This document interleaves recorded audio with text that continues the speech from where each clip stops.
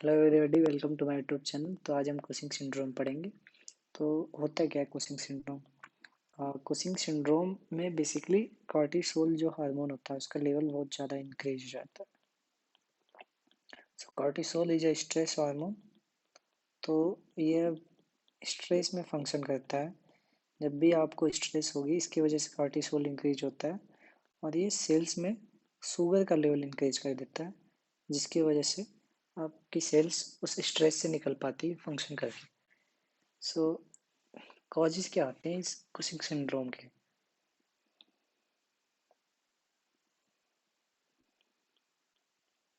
सो जो कॉजेज़ होते हैं, फर्स्ट तो एट्रोजेनिक कॉज होता है, एट्रोजेनिक स्टेरॉइड्स। जैसे कि बहुत सारी आयुर्वेदिक मेडिसिन्स होती हैं,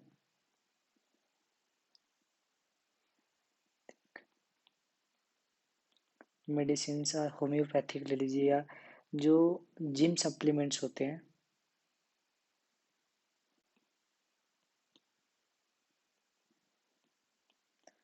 उनमें स्टेरॉइड्स डले होते हैं कभी कभी। नॉट ऑल बट बहुत सारे सप्लीमेंट्स में डले होते हैं। तो आप ये लंबे टाइम से ले रहे हैं, उस केस में होगा क्या कि आपका कॉर्टिसोल लेवल इंक्रीज हो जाएगा।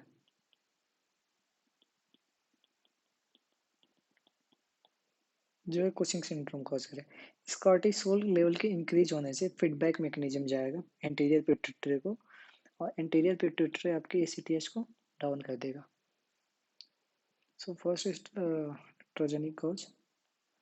सेकेंड कार्सिनॉइड ट्यूमर होता है।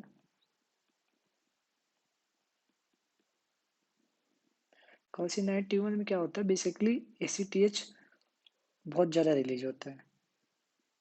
सेम चीज़ होती है ओट सेल सीएल लंग के साथ, सीधे एंटीरियर पिट्यूटरी को इफेक्ट करते हैं। वहाँ से एसीटीएच बहुत हैवी अमाउंट में रिलीज होता है।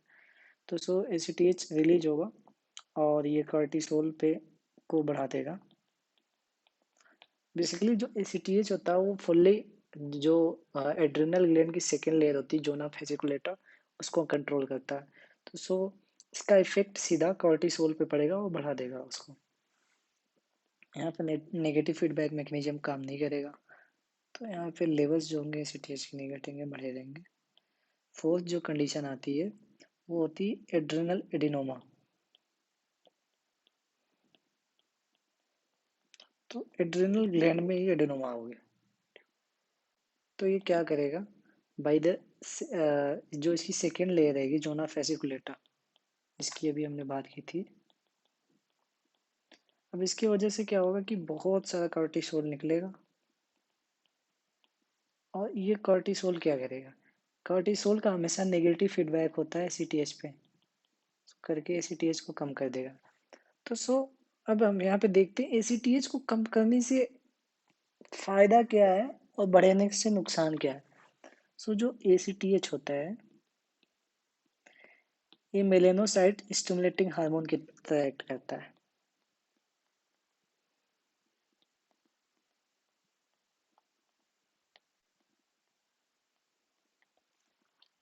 तो ज़्यादा एसीटीएच होगा तो ज़्यादा एमएसएच को एक्टिवेशन मिलेगा। इससे क्या होगा, हाइपर पिगमेंटेशन होगा। सो हाइपर पिगमेंटेशन से होगा ये, जो आपके हैंड्स हैं उसमें जो क्रीज होती है, इन क्रीजेज में हाइपर पिगमेंटेशन होने लगेगा। जो आपके पैर हैं, वो जो सोल है आपका पैर का, इनमें हाइपर पिगमेंटेशन होने लगेगा। आपके दांतों में,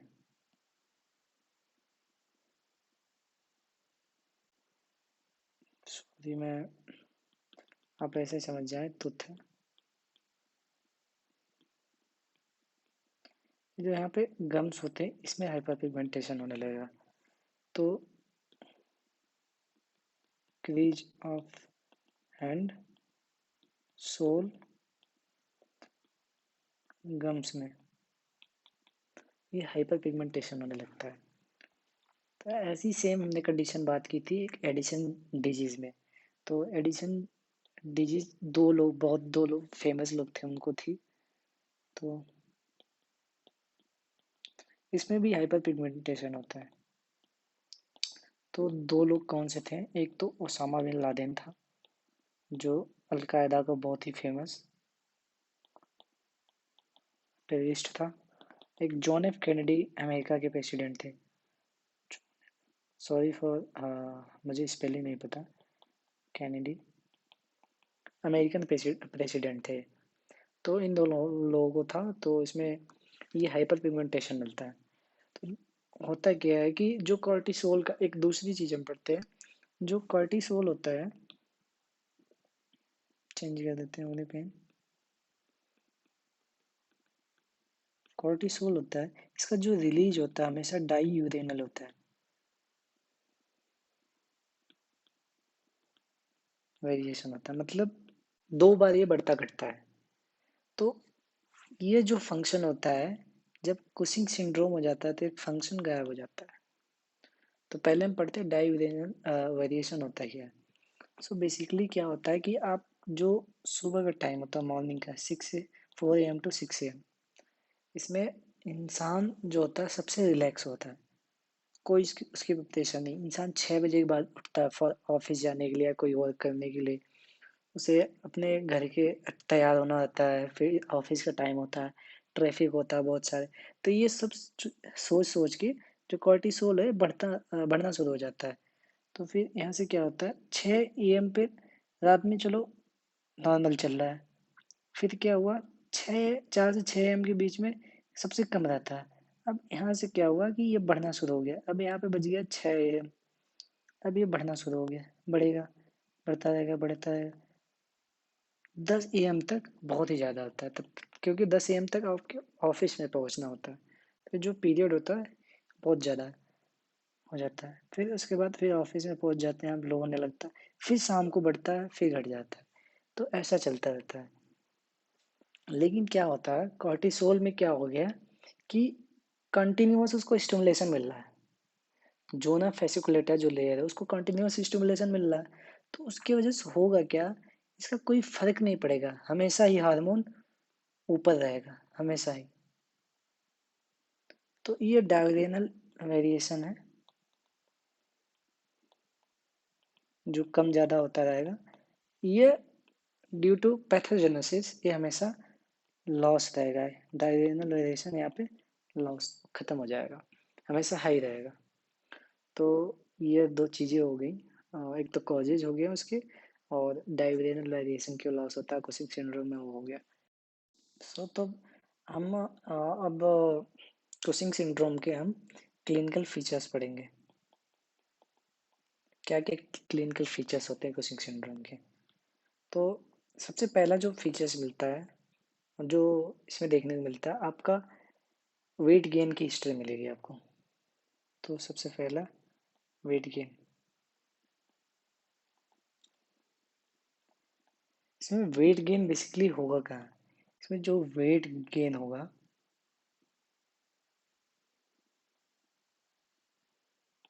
ये अम्बलाइकस हो गया, हमेशा अम्बलाइकस की तरफ होगा, सेंट्रीपिटल होगा हमेशा। किस टाइप का होगा, सेंट्रीपिटल टाइप की ओबेसिटी होगी इसमें, जिसकी वजह से पर्सन का वेट इंक्रीज हो जाएगा। और जो इसका फेस होगा वो मून फेस जैसा हो जाएगा, हैवी सा बहुत।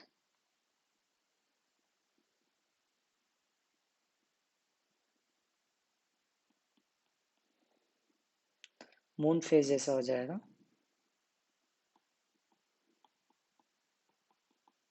तो सेंट्रल ओबेसिटी मिलेगी, मून फेस जैसा हो जाएगा। जब आप इसकी नेक देखोगे, नेक यहाँ बैक साइड में, तो यहाँ भी फैट जमा होगा, जिसको हम बफेलो हम्प बोलते हैं। तो ये सब फीचर्स आ जाएंगे। अब क्या होगा कि इसका जो नेक पे फैट इंक्रीज हो गया, उसकी वजह से क्या होगा कि जब ये पर्सन सोएगा तो प्रेशर आएगा इसके नेक पे, कंप्रेस ड्यू टू, क्योंकि इसका नेक का सरकमफ्रेंस इंक्रीज हो गया ना, तो इसकी वजह से क्या होगा, नेक सरकमफ्रेंस इस पर्सन की इंक्रीज हो गई, तो स्नोरिंग करेगा, खर्राटे बहुत ज़्यादा लेगा पेशेंट। और एक और आएगा कि इसकी सोते सोते समय नींद खुलेगी, ड्यू जिसको ऑब्स्ट्रक्टिव स्लीप एपनिया बोलते हैं।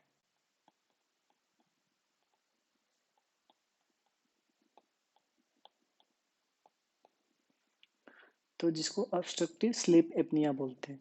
तो ये सब जो इनिशियल फीचर्स आते हैं ये मिलेंगे ही मिलेंगे, बट ये नहीं हम कह सकते कि नहीं ये केवल ये जो हमने आपको फीचर्स पढ़ाए हैं ये सारे कुशिंग सिंड्रोम मिलेंगे, हाइपोथायरॉयडिज्म में भी मिल सकते हैं, पर कुछ ऐसे फीचर्स होते हैं जो केवल केवल आपको कुशिंग सिंड्रोम्स में मिलेंगे। लेकिन कुछ और देखते हैं,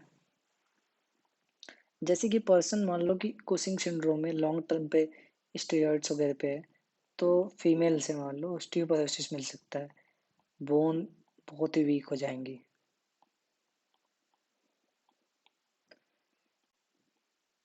आपको बहुत ज़्यादा जैसे कि आपका जो एब्डोमेन उस पे स्ट्राई मिल सकते हैं, तो ये स्ट्राई का भी करेक्टर्स होता है, जैसे कि प्रेगनेंसी में बेसिकली ये पिंकिश मिलते हैं आपको, लेकिन यहाँ पे पर्पल और वायलेट टाइप के मिलेंगे, जो आपके एब्डोमेन पे ड्यू टू बहुत ज़्यादा एब्डोमिनल फुलनेस होने की वजह से लॉन्ग टर्म पे जो इंक्रीज होता है, उसकी वजह से यहाँ पे स्ट्राई मिलते हैं। तो इस केस में ये पर्पल वाइट हो सकते हैं, प्रेगनेंसी में पिंकिश टाइप के होते हैं।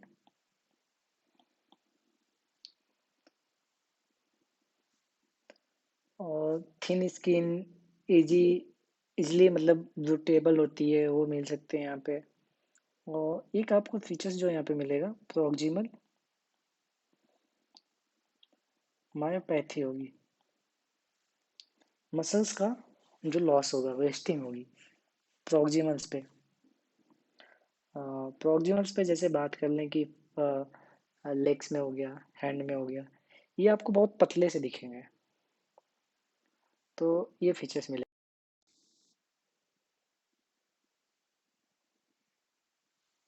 इसमें आपको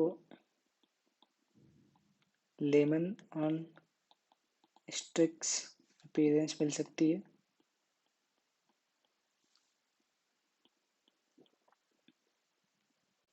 इसमें क्या होगा कि जो पेरिफेरल रेजिस्टेंस होगा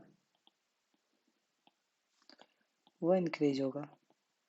तो हमेशा आप जानते हैं जब भी पेरिफेरल रेजिस्टेंस इंक्रीज होगा तो उसकी वजह से क्या होगा, जब मतलब कि मान लो कि आपके जो हैंड है,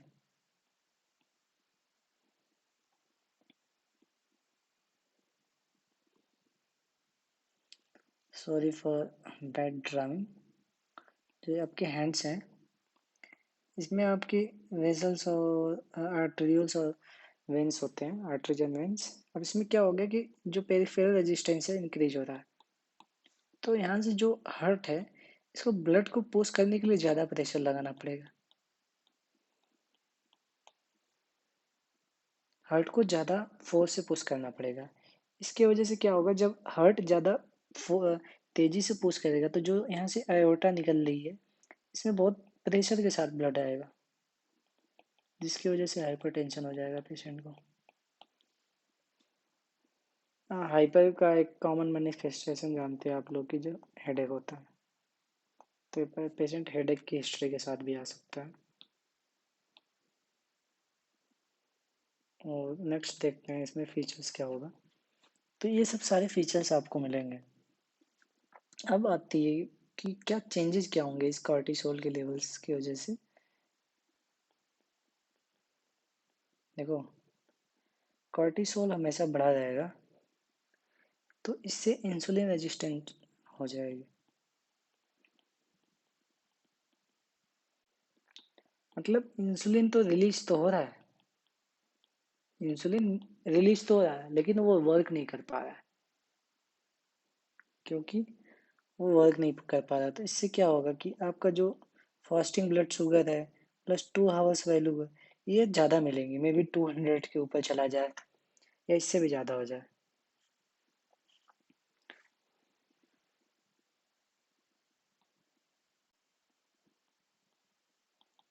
तो यहाँ पे क्या हुआ कि यहाँ पे जो इंसुलिन रेजिस्टेंस हो रही है बेसिकली, वो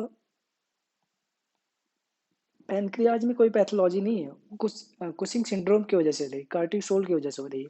तो इस टाइप के जो डायबिटीज मेलिटस इसको हम बोल देंगे, वो सेकेंडरी टाइप का डायबिटीज मेलिटस बोलेंगे। इसमें क्या होगा, पेशेंट का वेट इंक्रीज होगा, इंसुलिन काम नहीं कर पा रहा है, शुगर इंक्रीज रहेगी, सेल्स में जाएगी, फैट डिपॉजिट करेगी, तो उससे दिक्कत हो जाएगी। उससे क्या होगा कि पर्सन का वेट गेन होगा। तो secondary type 2 secondary diabetes mellitus में वेट गेन होगा। और एक ऐसी ओरल हाइपोग्लाइसेमिक ड्रग है जो वेट डिक्रीज करवाती है, मेटफॉर्मिन। तो हम इसमें मेटफॉर्मिन दे सकते हैं। फिर 8 8 में ये देखते हैं कि कार्टिसोल हमेशा बढ़ा रहता है। तो इसकी वजह से और सारी दिक्कत क्या आ जाएगी कार्टिसोल के बढ़े रहने से लगातार। तो इसके बढ़े रहने से जो इपिथेलियम सोडियम चैनल है, इनेक, आपको मैंने बताया था कि जो कलेक्टिंग डक्ट है, और उस पे जो कलेक्टिंग डक्ट है और जो डिस्टल कन्वर्टेड ट्यूब्यूल है, उस पे क्या होता है कि इनेक जो सोडियम चैनल वो प्रेजेंट होता है।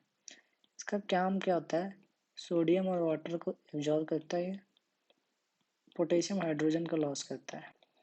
तो इसकी वजह से क्या होगा, सोडियम और वाटर बहुत ज़्यादा से ज़्यादा एब्जॉर्ब होंगे, जिसकी वजह से पेशेंट को हाइपरटेंशन की मैनिफेस्टेशन आएगी। और पोटेशियम ज़्यादा से ज़्यादा लॉस होगा यहाँ पे यूरिन में, तो उसकी वजह से हाइपोकैलेमिया होगा।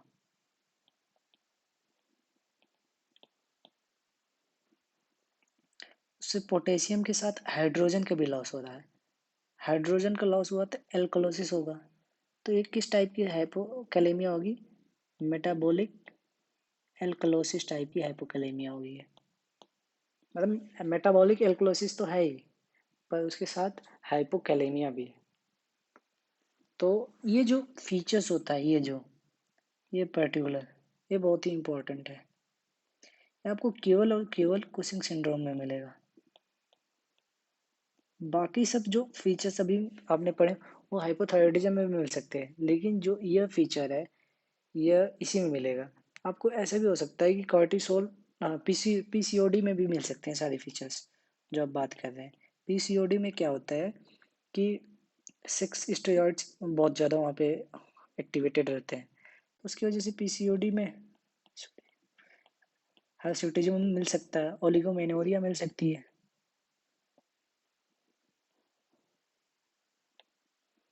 वेट गेन की हिस्ट्री होगी। तो ये सब पीसीओडी में मिलेगा। और सारे फीचर्स मिल सकते हैं, बट जो हाइपोकैलेमिक मेटाबॉलिक एल्कलोसिस है वह केवल और केवल कुशिंग सिंड्रोम में मिलेगा। तो एक इम्पॉर्टेंट पॉइंट हो गया। तो फिर आपको मैंने हाइपर पिगमेंटेशन का बता ही दिया कि बहुत ज़्यादा एसीटीएच होगा जिसकी वजह से हाइपर पिगमेंटेशन होगा। अब हम ये देखते हैं कि कुशिंग सिंड्रोम तो हो गया पेशेंट्स को, आपने जान लिया कि इसमें कार्टिसोल लेवल बहुत ज़्यादा इंक्रीज होगा। अगर ये कार्टिसोल एसीटीएच की वजह से हो रहा है तो एसीटीएच पे नेगेटिव फीडबैक नहीं जाएगा। अगर किसी और वजह से कार्टिसोल रिलीज हो रहा है तो एसीटीएच पे हमेशा नेगेटिव फीडबैक जाएगा, जिसकी वजह से एसीटीएच का लेवल डिक्रीज हो जाएगा। ठीक, जैसा कि हमने बताया था कि जो आप एक्सोजीनस स्टेरॉइड्स लेते हैं उसके केस में हो जाता है। फिर अब हमें इस पेशेंट का हमें करना वर्कअप।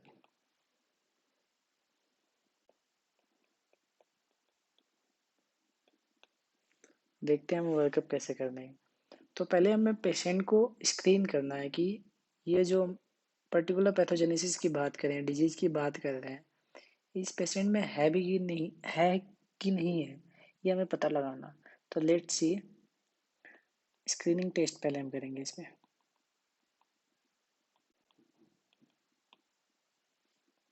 तो स्क्रीन में आप क्या होता है कि आप एक चीज़ कर सकते हो, 24 आवर आप जो यूरिन में कॉर्टिसोल रिलीज हो रहा है वो मॉनिटर कर सकते हो, उसको चेक कर सकते हो।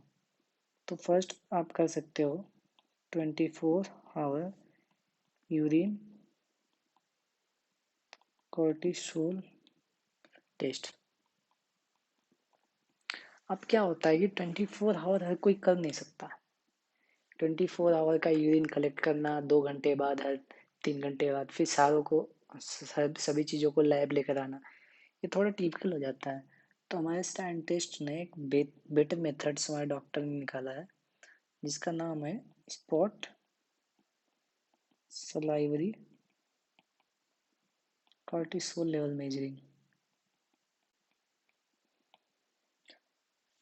आपके पास पेशेंट आया, आप ऑन द स्पॉट उसको स्लाइवरी में जो सिक्रेशन है, स्लाइवरी सिक्रेशन जो है उसमें कॉर्टिसोल का लेवल मेजर्स कर सकते हो। Then on the basis of that level आप डिसाइड कर सकते हो कि हाँ इस पर्टिकुलर पर्सन को कुशिंग सिंड्रोम है कि नहीं। अब एक दूसरा टेस्ट होता है overnight dexamethasone suppression test.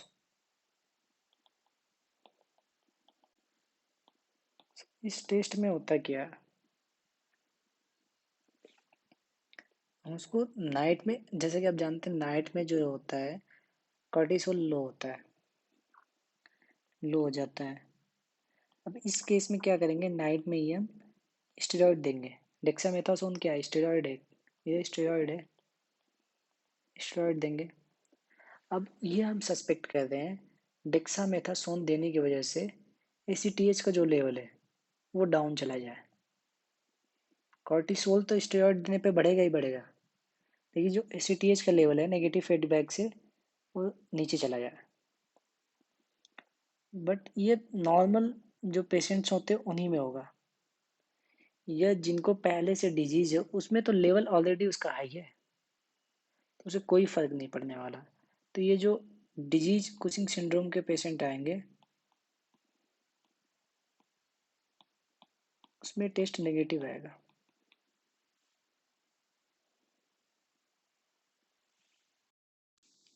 एक बात और आपको याद रखनी है, जो ये ओवरनाइट ये करते हैं हम टेस्ट, हमेशा इसमें लो डोज यूज करेंगे डेक्सामेथासोन की, नॉट हाई डोज।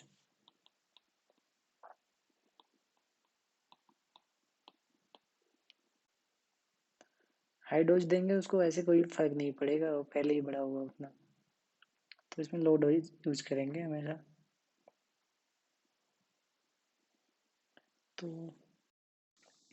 तो इसमें हम और सब क्या क्या क्या चीज़ें कर सकते हैं, तो एक होता है हाई डोज नहीं करेंगे। मान लो हाई डोज हमने किया तो क्या होगा, high dose dexamethasone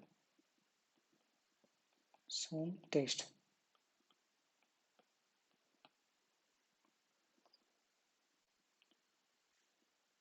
suppression test sorry.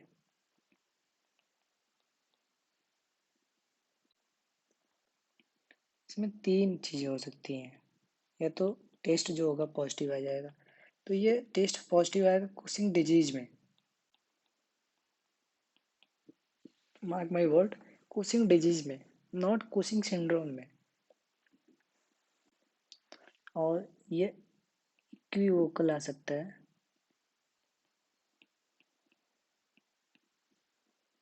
ये आ सकता है इंफीरियर पेट्रोसल साइनस सैंपलिंग में। और जो नेगेटिव आ सकता है वो टॉपिक एसीटीएच में, क्योंकि ऑलरेडी यहाँ पे एसीटीएच बहुत हाई है, उसके लेवल से कार्टिसोल का वैसे ही हाई होने वाला, कोई फर्क नहीं पड़ेगा इस पे।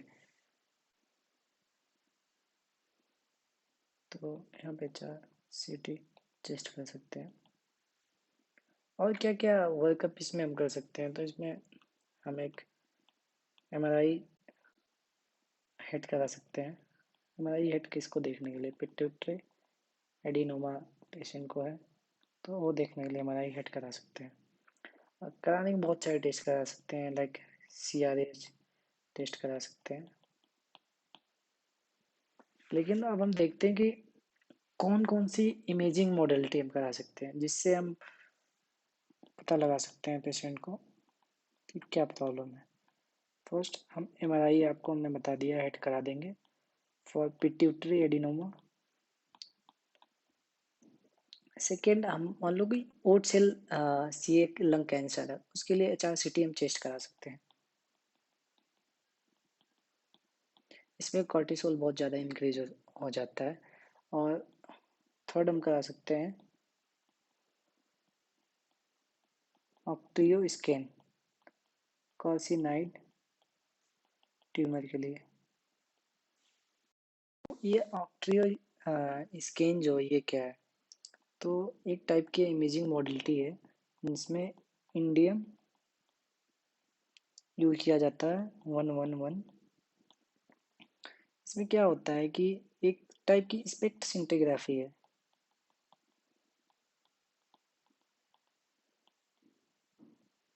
इस मॉडलिटी को यूज करके हम ट्यूमर को लोकलाइज कर सकते हैं।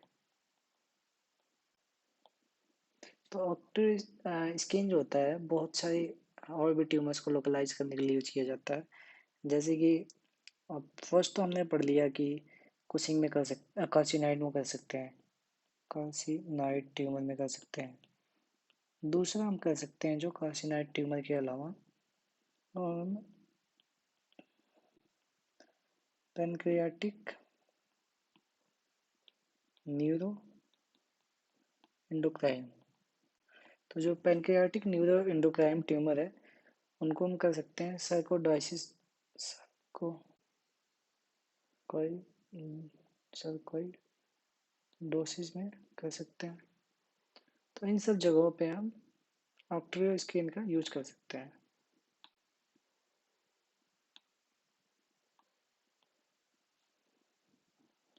तो ये सब चीज़ें हो गई, वर्कअप हो गया, इमेजिंग मॉडलिटी देख ली। अब बात आती है ट्रीटमेंट की। तो हम क्या प्लान करेंगे फॉर दिस पर्टिकुलर पेशेंट के लिए, कुशिंग सिंड्रोम के लिए, कुशिंग डिजीज। तो कुशिंग डिजीज हो गई तो उसमें तो हमें ट्रांसस्फेनॉइडल सर्जरी करनी पड़ेगी।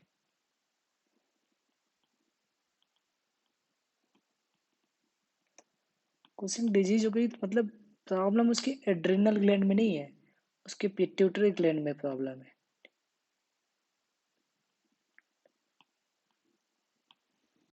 तो यहाँ पे जो ट्रीटमेंट होगा, यहाँ पे होगा ट्रांस स्पेनॉइडल सर्जरी। तो स्पेनॉइडल जो साइनस होता है वहाँ से हम जाएंगे, उसको रिसेक्ट कर देंगे। सेकेंड एक आता है, बात की हमने कि जो लंग कैंसर एक टाइप का, इसको ओट सेल सी कार्सिनोमा बोलते हैं। ये माइक्रोमेटास्टेसिस कराता है। मीन्स मेटास्टेसिस का मतलब हो गया, माइक्रोमेटास्टेसिस का मतलब बहुत छोटे छोटे पार्ट में जगह जगह फैल जाता है। अब वहाँ पे किसी पार्ट में चला गया, वहाँ से क्या करेगा, कार्टिसोल रिलीज करना पड़ेगा। तो इसमें केस में क्या कि ये लंग में है, आप तो लंग को तो रिसेक्ट नहीं कर सकते। तो इस केस में हम यूज करेंगे कीमोथेरेपी। तो आप कौन सी कीमोथेरेपी यूज करेंगे,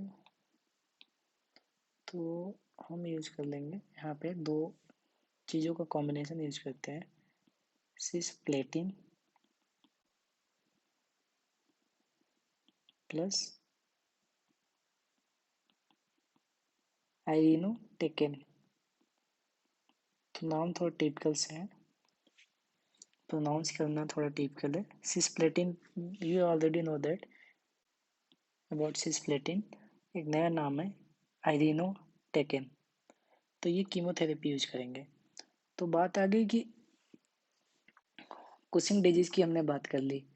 कार्सिनॉइड ट्यूमर में क्या करेंगे, तो देखते हैं।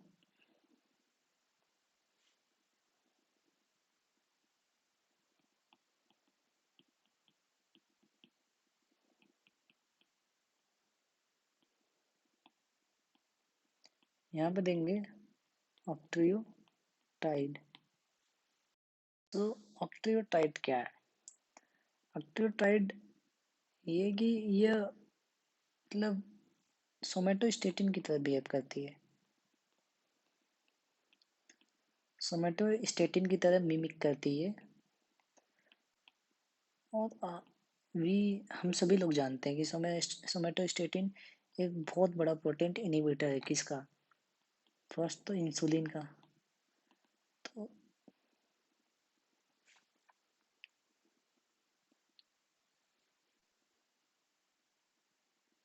सेकेंड ग्रोथ हार्मोन का एंड ग्लूकागॉन का।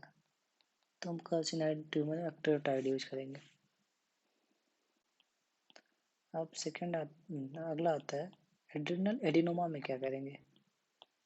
तो यहाँ पे क्या दिक्कत है, एड्रिनल ग्लैंड में है, तो यूनिलेटरल हो सकता है या बायलेटरल हो सकता है। तो दोनों केसेस में यूनिलेटरल हो या बायलेटरल हो, हम एड्रेनालेक्टमी कर देंगे।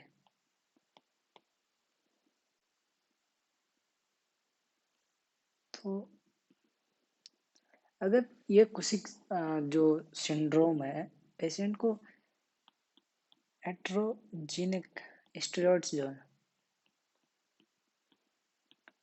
ये लेने की वजह से हुआ है, तो इसमें तो स्टेरॉइड को बंद करना पड़ेगा। एक बात ध्यान देनी है, स्टेरॉइड्स को कभी भी सडन स्टॉप नहीं किया जाता, नहीं तो उसके जो साइड इफ़ेक्ट्स होते हैं काफ़ी भयंकर आते हैं। इसमें हम क्या करेंगे, इसकी डोज को हम टेपर करेंगे स्लोली। जब भी स्टेरॉइड्स आपको बंद करना हो तो उसकी डोज को धीरे धीरे धीरे कम करो, टेपर करो, फिर स्लोली आप एजाथायोप्रान पे शिफ्ट कर दो या किसी और इम्यूनो सप्रेसेंट पे आप शिफ्ट कर सकते हो। कुछ ऐसे भी केमिकल्स है, स्टेरॉइड्स हैं जो स्टेरॉइड स्पेयरिंग एजेंट्स जिन्हें हम बोलते हैं, उनके नाम हम देख लेते हैं।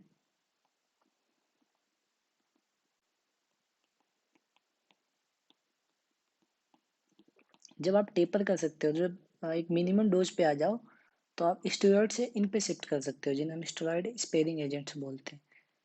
पहला तो हो गया साइक्लोस्पोरिन हो गया, दूसरा पढ़ लो बहुत फेमस है एजाथायोप्रिन। ये सब जो इलियक जो इन्फ्लेमेटरी बाउल डिजीज होते हैं उसमें काफ़ी यूज किया जाता है एजाथायोप्रिन ड्यूरिंग जब हम डोज टेपर कर रहे होते हैं।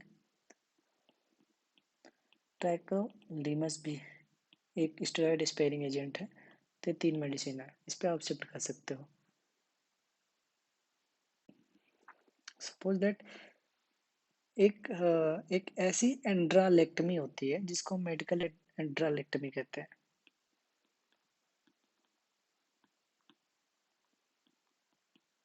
मतलब पेशेंट आपका सर्जरी नहीं करवाने के लिए तैयार है, पर वो सोच रहा है जो एड्रिनल एड्रेनोमा की वजह से जो इसके फीचर्स आ रहे हैं वो सारे खत्म हो जाए बाय थ्रू मेडिसिन। तो सर्जरी इसमें नहीं होती है, इसमें मेडिसिन यूज करते हैं। तो कौन कौन सी मेडिसिन यूज करते हैं, काफ़ी फेमिलियर नेम है। पहले तो सबसे जानी पहचानी है कीटोकोनाजोल, ये हम यूज करते हैं। और एक जो हम इसको हम ओरली देते हैं, एक दूसरी ओरल हम प्रेफर करते हैं वो है मेटपायरोन, ये भी ओरली प्रेफर करते हैं। तो जो ओरल मेडिकेशंस होती है वो आईवी के कंपेयर में ज़्यादा प्रेफर की जाती है। तो कीटोकन्नाजोल हो गया, मेटापायरोन हो गया, सॉरी ये मेट्रा नहीं है मेटा है, ये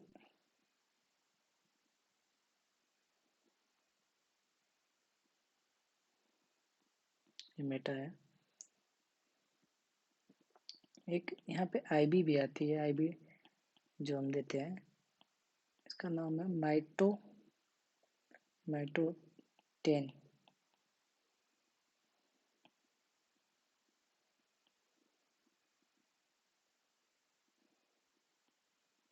माइटोटेन। तो एक और ये भी आई हुई है, इसके साथ एक और आई भी ड्रग आती है। डोंट थिंक कि आपसे इतना नाम पूछेगा वो। Aminoglutethimide, aminoglutethimide, aminoglutethimide. तो ये सब चीज़ें दे सकते हैं अगर पेशेंट सर्जरी।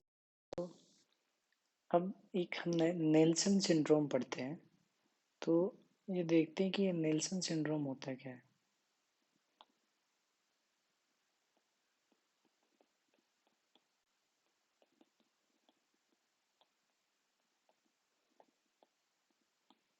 हम ऑलरेडी जानते हैं कि हमारा जो एड्रेनल ग्लैंड है दो टाइप्स के होते हैं। तो कुछ ट्रायंगुलर शेप में होता है, तीन लेयर्स होती हैं, एक सेमी ल्यूनस शेप में होता है, तीन लेयर्स होती हैं, तीन कॉर्टेक्स, एक मेड्यूला होता है। अब हुआ इस डिजीज में क्या कि एडिनोमा होगा इसका।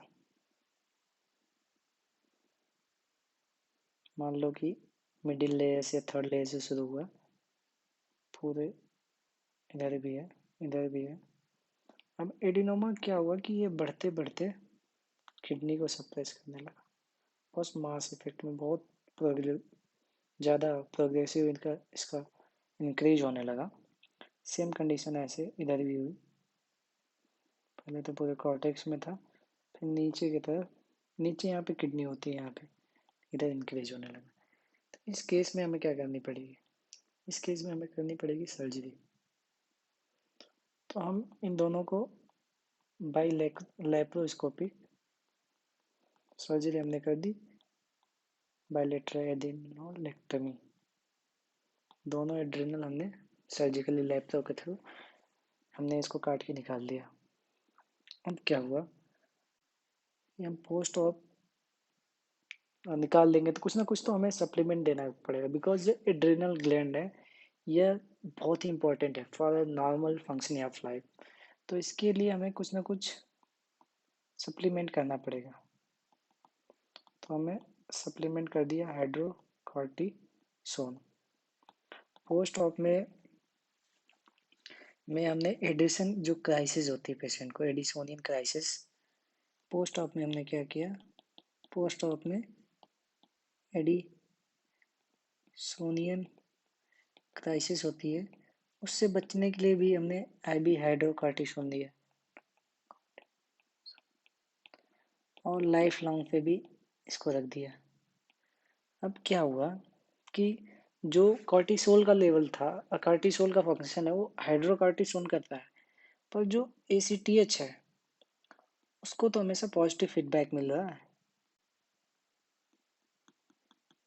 एसीटीएच को भाई कॉर्टिसोल तो है नहीं नेगेटिव फीडबैक देने के लिए, तो इसको हमेशा पॉजिटिव फीडबैक मिल रहा है। इसकी वजह से क्या होगा, काफ़ी ज़्यादा हाइपर पिगमेंटेशन होगा, क्योंकि आप जानते हैं जो एसीएच है मेलानोसाइट स्टिमुलेटिंग हार्मोन की तरह बिहेव करता है, तो हाइपर पिगमेंटेशन होगा। इसकी वजह से क्या होगा, जो पाम क्रीज है इसमें हाइपर पिगमेंटेशन का मिलेगा, सोल में मिलेगा, गम्स में मिलेगा। तो इसको हम नेल्सन सिंड्रोम बोलते हैं, कि ये केवल और केवल इन्हीं केसेस में मिलता है कि बायलेटरल एडिनोमा हुआ पेशेंट्स को, एड्रेनल एडिनोमा काट के निकाला गया जिसकी वजह से ये दिक्कत आ गई। तो ये था नेल्सन सिंड्रोम। अब एक होता है मेनिंजाइटिस, होता है एक टाइप का नाइजीरिया मेनिनजिटाइडिस। इसमें क्या होता है, एड्रेनल हेमरेज होता है। इस हेमरेज की वजह से भी एडिशन डिसोनियन क्राइसिस हो सकती है। तो इसकी ड्रग ऑफ चॉइस क्या है, आईबी हाइड्रोकॉर्टिसोन। तो नाइजीरिया मेनिंजाइटिस की वजह से अगर एड्रिनल हेमरेज होता है तो इसमें फिर वही देंगे हाइड्रोकार्टिसोन। तो हमने पिगमेंटेशन की बहुत बात की कि यहाँ पे हाइपर पिगमेंटेशन हो जाएगा। तो हम ये देख लेते हैं हाइपर पिगमेंटेशन किस कंडीशन में मिलेगा और किस में नहीं मिलेगा। तो किस में मिलेगा, तो इसके लिए कैन एक निमोनिक है। तो पहला कुशिंग डिजीज। कुशिंग डिजीज जैसा आप जान रहे हो कि ये पिट्यूटरी की दिक्कत है जिसकी वजह से एसीटीएच हमेशा हाई रहेगा। तो नेगेटिव फीडबैक इस पे आएगा नहीं, एसीटीएच हाई हाई है और हमें एमएसएच की तरह एक्ट करेगा, हाइपर पिगमेंटेशन होता रहेगा पेशेंट्स को। फिर प्राइमरी एडिशन डिजीज, यहाँ पे भी होने वाला है, हाई रहेगा हमेशा, जो मैंने आपको ओसामा बिन लादेन का एग्जांपल दिया था।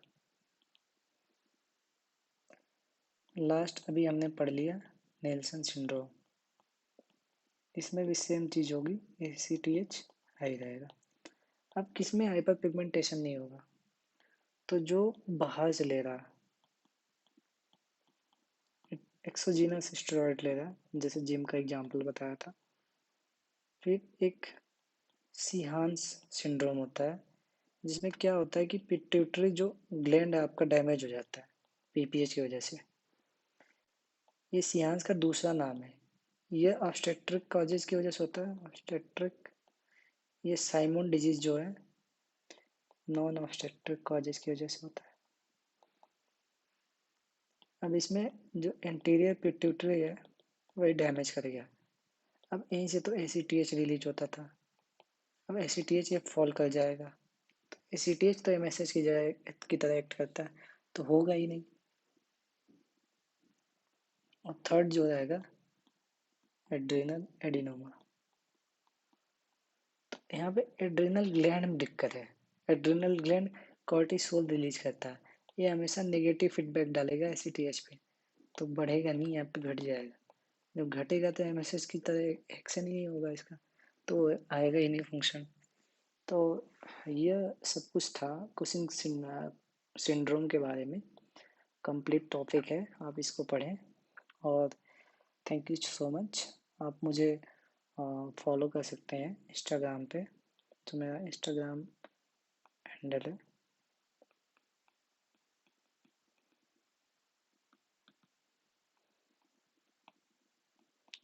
इंस्टा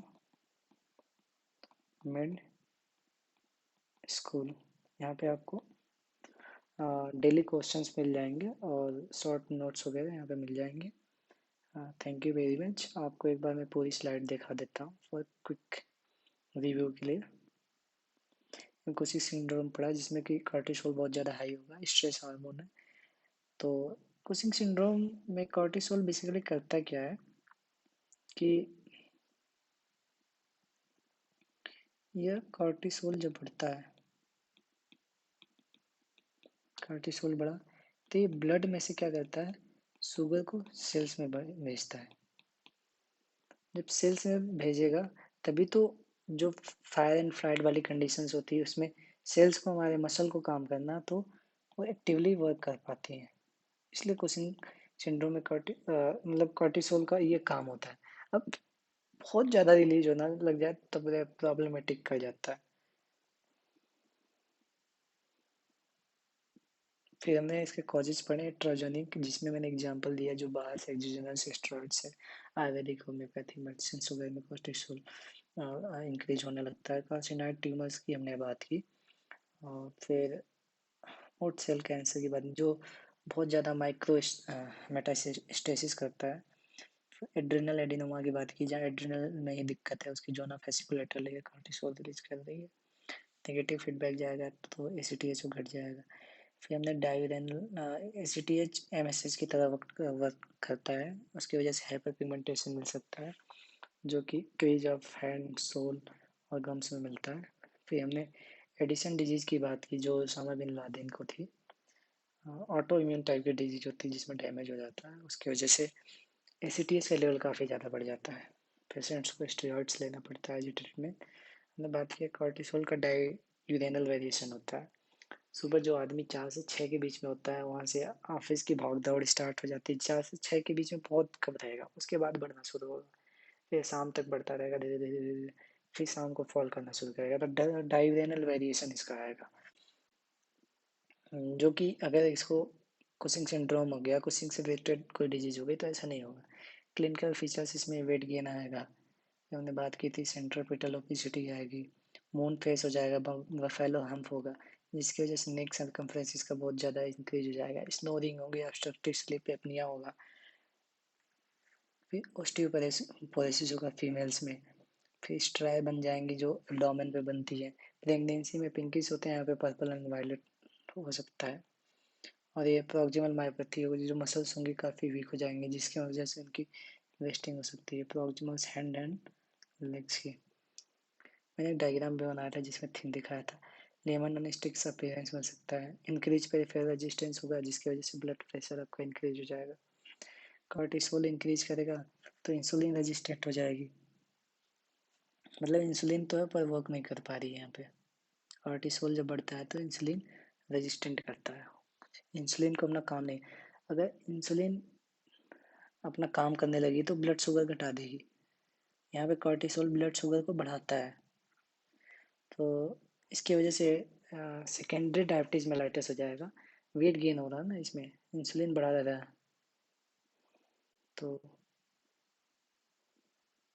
इंसुलिन बढ़ तो रहा है काम तो नहीं कर पा रहा है ना, तो इसमें मेटफॉर्मिन हम दे सकते हैं जो कि थोड़ा वेट कम कराते हैं। कार्डिसोल बढ़े रहने से जो एपिथेलियम सोडियम चैनल होता है इनेक, जो कलेक्टिव नेट और डीसीटी में होता है, इसका फंक्शन इंक्रीज हो जाता है, इसकी वजह से हाइपोकैलेमिया होगा, और भी मेटाबॉलिक एल्कलोसिस टाइप का, एल्कलोसिस इसलिए क्योंकि यहाँ पे हाइड्रोजन का लॉस हो रहा है।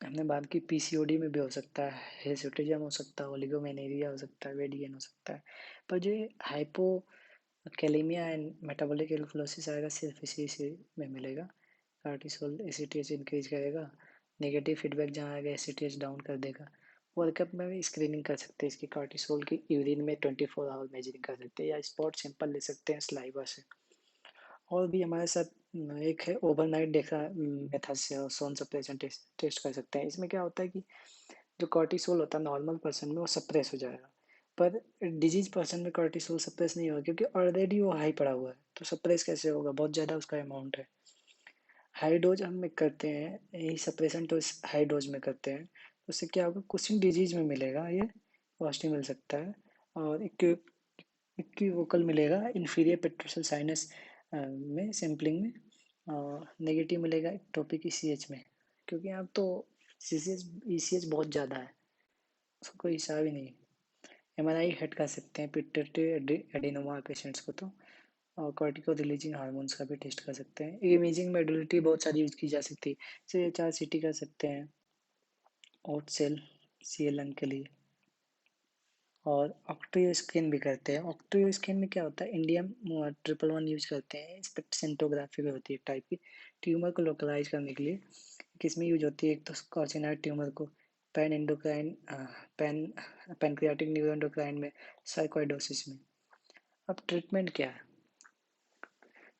है कि कुशिंग डिजीज में जो दिक्कत है वो पिट्यूटरी ग्लैंड में दिक्कत है, तो यहाँ पे ट्रांसफेनोइडल सर्जरी कर देंगे, फिर लंग कैंसर और सेल का जो लंग कैंसर, तो सर्जरी तो यहाँ पे कर नहीं सकते, तो यहाँ पे दो कीमोथेरेपी यूज करेंगे, सिस्प्लेटिन और दूसरी जो एरिनोटेकेन, ये यूज करेंगे, और कार्सिनॉइड ट्यूमर की बात आ गई, कार्सिनॉइड ट्यूमर में ऑक्ट्रियोटाइड यूज करेंगे जो सोमेटोस्टेटिन का मिमिक करती है, कार्सिनॉइड ट्यूमर नॉट कुशिंग की बात हो रही, कार्सिनॉइड की हो रही है, एड्रिनल एडिनोमा, एड्रिनल में भी प्रॉब्लम है, तो हम सीधे सीधे बायलेटरल यूनिलेटरल जो भी एड्रेनल एक्टमी कर देंगे, अगर बाहर से सप्लीमेंट ले रहा है एक्सोजिनस स्टॉप करेंगे, लेकिन टेपरिंग करके स्टॉप करेंगे, कुछ स्टेरॉइड्स स्पेरिंग एजेंट्स के नाम बताएं, जो कि साइक्लोस्पोरिन है, एजाथ्रायोप्राइन है, ट्रैक्रोलिस्मस है, मतलब स्लोली स्लोली आपको स्टेरॉइड्स कम करना है। सडन,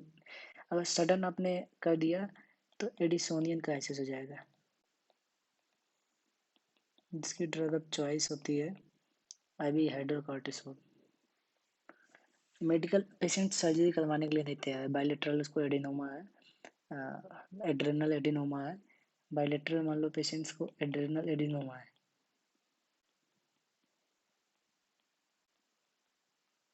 सर्जरी नहीं कराने के लिए तैयार है, तो हम क्या करेंगे, मेडिसिन से करेंगे इसको।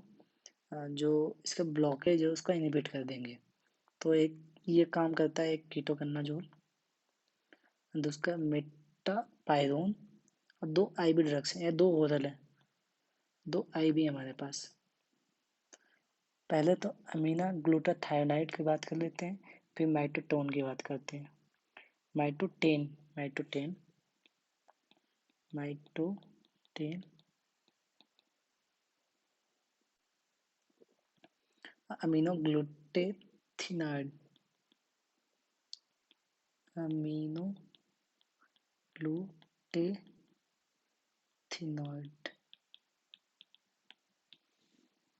अब नेल्सन सिंड्रोम की बात कर लेते हैं। सर क्या हुआ, बहुत ज़्यादा आपको एड्रेनल एडिनोमा था, स्टार्ट हुआ सेकंड थर्ड लेयर से, फिर काफ़ी एक्सेसिवली इंक्रीज करने लगा, नीचे किडनी है उसको सप्रेस कर रहा है। तो हमें इसे क्या करना है, बायलेटरल है जैसे, तो इसने हम बायलेटरल एड्रेनल एक्टमी कर दिए। अब क्या होगा, कार्टिसोल सडन डाउन हो जाएगा। तो इसमें हम क्या करेंगे, ऑपरेशन के टाइम ही, ओटी में ही, हाइब्रिड आईबी का हाइड्रोकॉर्टिसोन देंगे कॉर्टिसोल को रिप्लेस करने के लिए। चलो, पोस्ट ऑप प्री ऑप सब में दे दिया हमने। अब इसे लाइफ लॉन्ग भी हम हाइड्रोकॉर्टिसोन पे सेट करेंगे। तो यहाँ कॉर्टिसोल तो है नहीं, नेगेटिव फीडबैक जाएगा नहीं, एसिटीएच बढ़ता रहेगा, जिसकी वजह से एमएसएच को एक्टिवेट करेगा, उसकी वजह से हाइपर पिगमेंटेशन मिल सकता है। तो इसे नेल्सन सिंड्रोम बोलते हैं। और नाइजीरिया मेनिंजाइटिस में भी ये होता है, मेनिंजाइटाइटिस में भी ये होता है, एड्रिनल हेमरेज होता है, इसकी वजह से एडिसोनियन क्राइसिस हो जाता है। तो एडिसोनियन क्राइसिस का drug of choice heavy hydrocortisone है। तो ये हम पढ़ लेते हैं कि किस में हाइपर पिगमेंटेशन मिलता है, कुशिंग डिजीज में मिलेगा, क्योंकि ये डिजीज ही, कुशिंग डिजीज जो है, कुशिंग सिंड्रोम है, एक डिजीज है, पिट्यूटरी की दिक्कत है, एड्रिनल की है नहीं कि उसको निगेटिव फीडबैक देगी।